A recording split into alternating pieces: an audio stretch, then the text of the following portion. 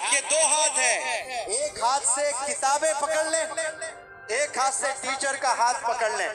दुनिया की कोई ताकत कामयाब होने से रोक नहीं सकती आपको, कोई माहौल रोक नहीं सकता आपको कामयाब होने से।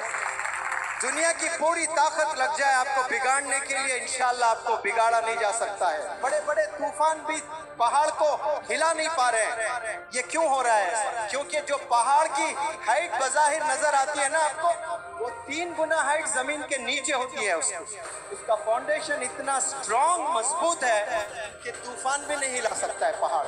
फाउंडेशन अगर आपका स्ट्रॉन्ग है, मजबूत है, character wise, knowledge wise, discipline wise, confidence wise, skills wise, अगर आपने मजबूत कर लिया अपने 15 साल में, कोई तूफान भी आपको हिला नहीं सकता, बर्बाद नहीं कर सकता।